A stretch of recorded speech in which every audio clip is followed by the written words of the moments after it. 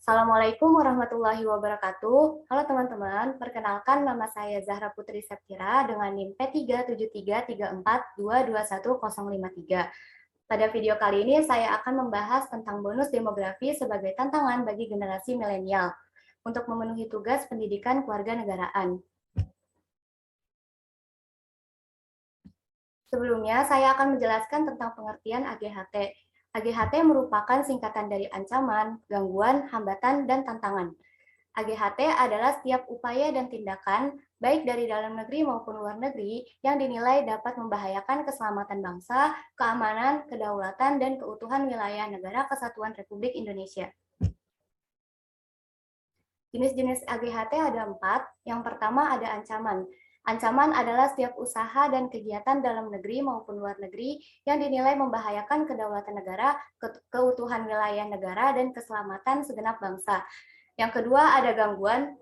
Gangguan adalah hal atau usaha yang muncul dari luar yang memiliki sifat atau bertujuan untuk melemahkan dan menghalangi secara tidak terarah.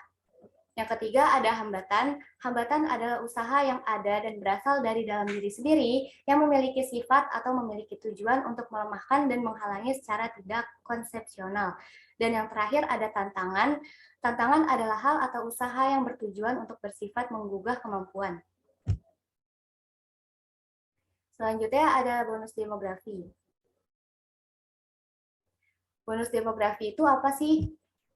Bonus demografi merupakan fenomena langka ketika jumlah penduduk usia produktif suatu negara lebih besar dibandingkan dengan usia tidak produktif. Indonesia akan memiliki atau memasuki era bonus demografi ketika adanya perubahan struktur usia penduduk di Indonesia, yaitu usia produktif berada lebih dari 2/3 jumlah penduduk keseluruhan. Indonesia diprediksi akan mengalami masa bonus demografi pada tahun 2030 sampai 2045.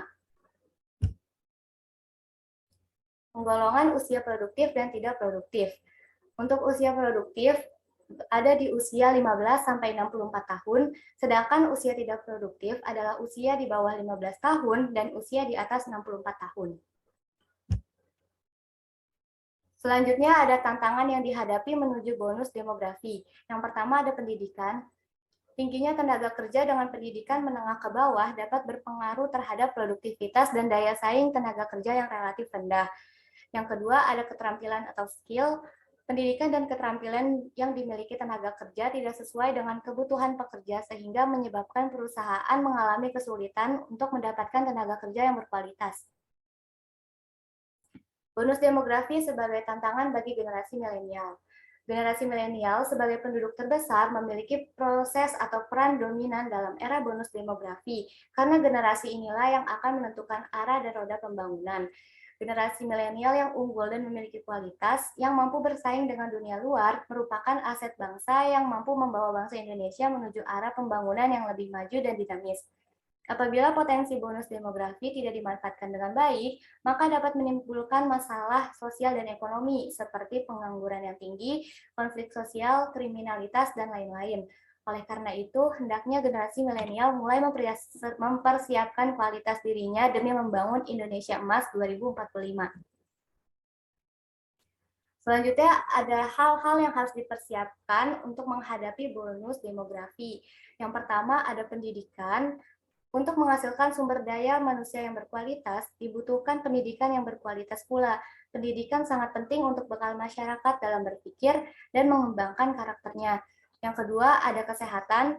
Untuk mencapai SDM yang sehat, pemerintah perlu menegakkan kembali pola hidup bersih dan sehat, seperti olahraga yang teratur, kurangi merokok, dan mengkonsumsi makanan yang bergizi.